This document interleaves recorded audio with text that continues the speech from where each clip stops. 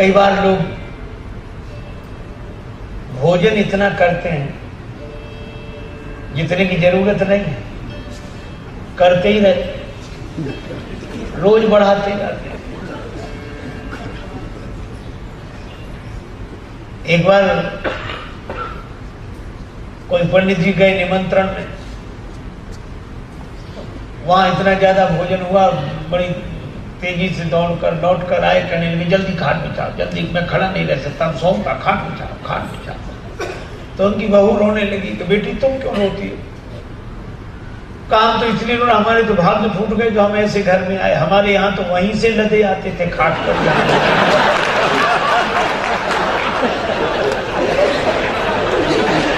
खाट पर वहीं से लदे चले आ रहे, यहाँ तो घर आकर खाट पर।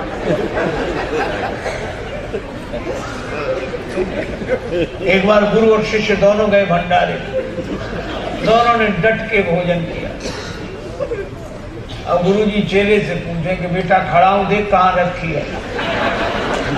तो चेले की भी वही हालत थी, तो ऊपर देखकर बोला महाराज ऊपर तो सब जगह देख लिए, नीचे हो तो हो। यह हालत है।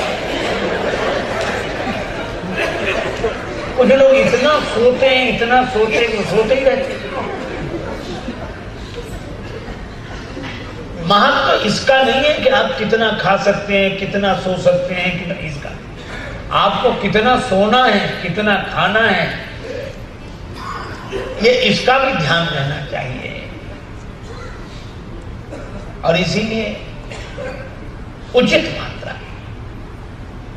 हनुमान जी बोले मैं कहो तो रावण को मारा हूं, समुद्र लांघना तो मेरी लीला है, और ये जामवंत जी ने कहा बस यही गलत है, तुम काम तो करो पर राम जी के होकर कार्य करो। श्री हनुमान जी जब अयोध्या गए, द्रोणागिरी पर्वत लेकर भरत जी ने देखा बिना फल का बाण चलाया, और बिना फल का बाण हनुमान जी को लगा। तो किसी ने भरत जी से कहा कि बिना फल का बाण क्यों चलाते हो? हनुमान जी ने को बिना फल का बाण क्यों मारा? श्री भरत जी ने कहा इसलिए ताकि लोग देख लें कि बाण मेरे हाथ में है और फल भगवान के हाथ में है। हम जाग तो जाएं, हम कर्मठ हों, कर्मपरायण हों, लेकिन भगवान के हाथ से नियंत्रित हों, यही हमारी विशेषता होनी चाहिए। उत्तिष्ठत जागृत प्राप्त वरान्य बोधत। श्री हनुमान जी ने जब ऐसी बात कही तो ऐसे ही लगता है कि एक आदमी के दांत में दर्द था, डॉक्टर के पास गया, डॉक्टर साहब दांत में बहुत जोर का दर्द है। पुराने समय की बात रही होगी, तब शायद शून्य करने की कोई व्यवस्था नहीं थी, तो डॉक्टर ने कहा निकाल देते हैं। बोले बड़ा दर्द होगा, वो दर्द थोड़ा बहुत सहन करना। कहने लगा महाराज हिम्मत नहीं होती। डॉक्टर से कहा कि हमारी तो हिम्मत नहीं होती। डॉक्टर ने कहा तो एक काम करो, क्या कुछ नशा वशा करते हो? गांव का रहने वाला था, बोले हाँ थोड़ा बहुत तो करते हैं। तो उन्होंने अपने अस्पताल के सेवक से कहा कि इसको पिला, तो नशे में निकलवा लेगा। बात तो ठीक थी, उसे पिलाया। तो कहा दांत निकलवाने की हिम्मत आई कि थोड़ी थोड़ी आई। डॉक्टर ने कहा जरा अच्छी तरह पिलाओ, उसको पिला दिया। अब डॉक्टर ने कहा कि तुम्हारी दांत निकलवाने की हिम्मत आई, तो उठकर बैठ गया, बड़ी बड़ी मूंछों पे हाथ घुमाते बोले देखें किसकी हिम्मत है जो हमारे साथ।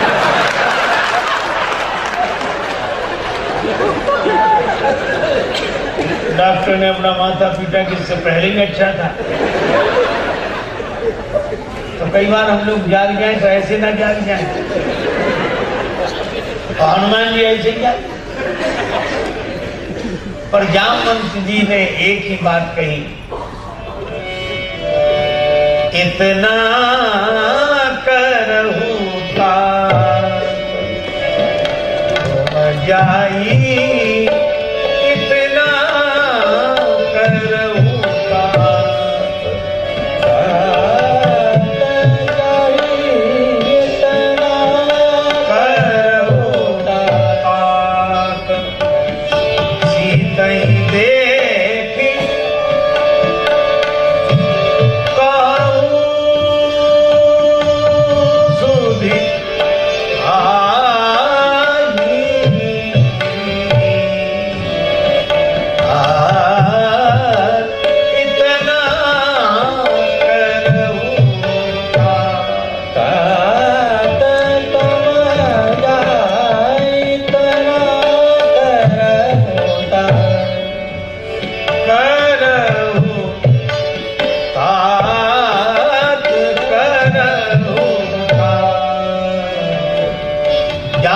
जी ने कहा इतना करो, श्री सीता जी का दर्शन करके राम जी को समाचार सुना दो, बस इतना ही करना।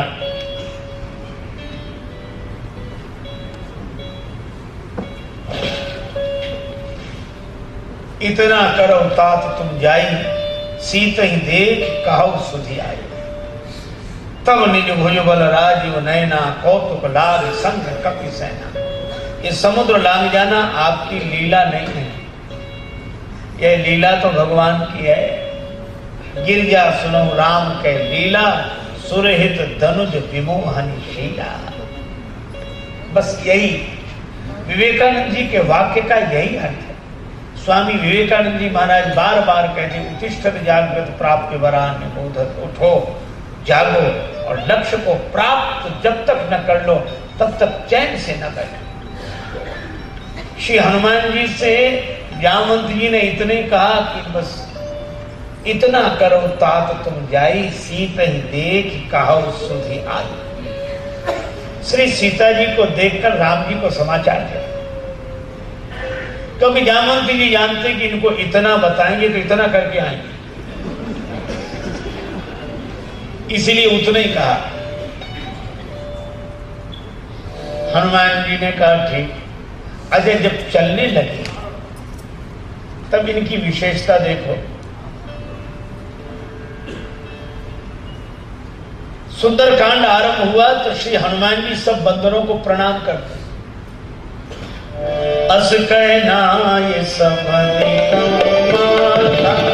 चले हरसी धरि रघुनाथा, चले हरस कर रघुनाथा, चले हरसी धरि रघुनाथा, चले हरस कर रघुनाथा। सब वानरों को प्रणाम किया और जैसे ही हनुमान जी ने बंदरों को प्रणाम किया तो बंदरों की आंख में आंसू आ गए। बंदरों ने कहा कि तुम हमें प्रणाम करते हो तो हमें लगता है कि समर्थ तो तुम हो, पार तो तुम जा रहे हो, हम तो सब असमर्थ हैं, हम तो इसी पार हैं, एक तुम ही उस पार जा रहे हो और उस पार जाने वाले होकर भी हमें प्रणाम कर रहे हो, यह तुम्हारी बड़ी कृपा है, तुम हमें प्रणाम कर रहे हो। श्री हनुमान जी ने कहा कि सो बात नहीं है। फिर हमने जामवंत जी से पूरी बात समझ ली। क्या महत्व ना इस पार रहने वाले का है ना उस पार जाने वाले का। तुम में से कोई भी उस पार जा सकता है, तुम में से कोई भी उस पार जा सकता है, लेकिन तुम्हें उस पार जाने की भूमिका नहीं मिली है, हमें उस पार जाने की भूमिका मिली है। ये वैसे ही है जैसे नाटक में किसी व्यक्ति को राजा बना दिया जाए और दूसरा याचक बन जाए। याचक आता है तो राजा यही कहता है कि उनको सेवक 10,000 स्वर्ण मुद्राएं भी दो, वो कहता है जो आ गया। और थोड़ी देर बाद वही व्यक्ति जो अभिनय करता है वही नाटक कंपनी से कहता है कि हमें हमारी फीस मिले तो हम जाएं। आप विचार करो 10,000 स्वर्ण मुद्राएं देने वाला फीस मांगता है। इसका आशय यह है वो स्वर्ण मुद्राएं भी झूठी हैं और उसकी याचना भी झूठी है। न गरीब आदमी गरीब है न अमीर आदमी अमीर है। क्या सोचता है पागल मनुआ, जो बीत गया सो बीत गया। क्या सोचता है पागल मनुआ, जो बीत गया सो बीत गया। क्या सोचता है पागल मनुआ, इस झूठे खेल में भूले ही क्या। कोई हार गया कोई जीत गया। क्या सोचता है पागल मनुआ, क्या सोचता है पागल मनुआ। हम चाहे यही हो जरूरी नहीं, आशा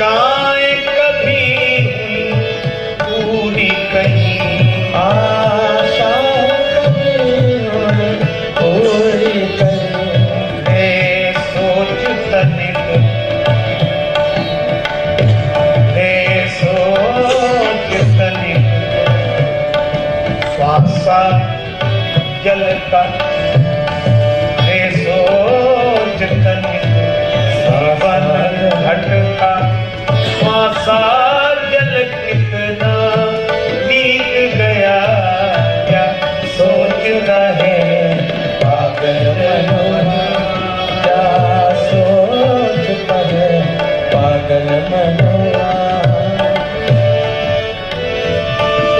इसलिए भाई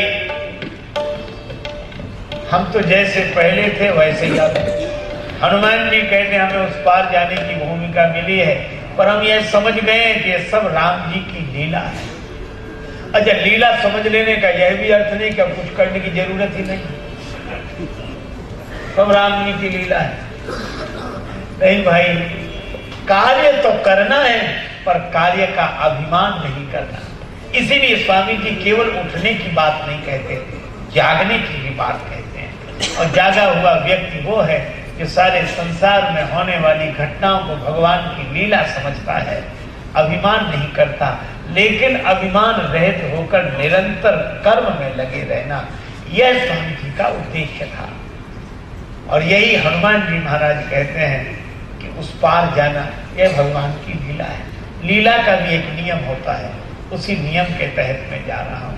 सबको प्रणाम किया और यही कहा कि ये तो पर्दे के पीछे का दृश्य है, आशीर्वाद लेना। नाटक के मंच पर तो दूसरा ही अभिनय होगा। और हनुमान जी सबको प्रणाम करते हैं और उसके बाद जब चले तो इनके चलने की बड़ी महत्वपूर्ण बात है। हनुमान जी सबको प्रणाम करते हैं, सबका आशीर्वाद लेते हैं। अस कहनाई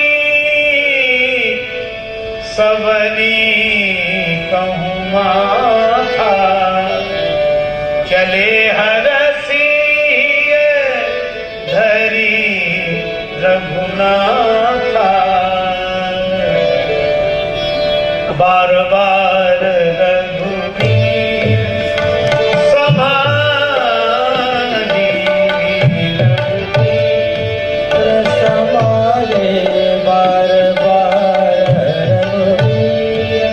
रघुबीर समानी रघुबीर रघुबीर रघुबीर समारे, बार बार रघुबीर। हनुमान जी ने एक काम किया, राम जी को हृदय में रखा और समुद्र किनारे बड़ा विशाल पर्वत था, एक छलांग लगाई, उसके ऊपर पहुंच गए। और इसका आशय यह है कि जो भगवान की लीला में अपने को निमित्त मात्र मानकर उठकर और जागकर कर्तव्य परायण होता है, उसके लिए बड़ी से बड़ी ऊंचाई प्राप्त कर लेना सहज हो जाता है। और श्री हनुमान जी बार बार संभालते किसे? आप रेलगाड़ी में बैठकर देखिए, सामान चाहे आपके पास 500 रुपए का हो, 1000 रुपए का, उसे नहीं संभालते, पर 200 रुपए का टिकट संभालते कहाँ जाना। सामान एक बार और टिकट बार बार। कभी सामान ना हो तो काम चल जाएगा, टिकट ना हो तो यहाँ चल भी जाए, जहां उतरेंगे वहां तो चलेगा ही नहीं। इसीलिए भाई भगवान टिकट की तरह भगवान को हृदय बार बार, अच्छा बार बार संभालने से लाभ क्या हुआ? एक सज्जन कह रहे थे, देखो लाभ बताए। लाभ यह हुआ कि हनुमान जी ने राम जी का बार बार स्मरण किया, बार बार रघुवीर संहारी। तो राम जी ने क्या किया? कहा हनुमान जी लंका में गए, उनका बाल भी नहीं जला, पूरी लंका जल गई। क्यों? क्योंकि राम जी ने एक काम किया, हनुमान जी ने बार बार रघुवीर संहारी, तो राम जी ने हनुमान जी का बार बार रघुवीर संहारी। हनुमान जी के बाल बाल की संभाल श्री राम जी करते हैं। इसका आशय यह है कि हम लोग भी हनुमान जी की तरह जागृत होकर राम जी के कार्य में लगें।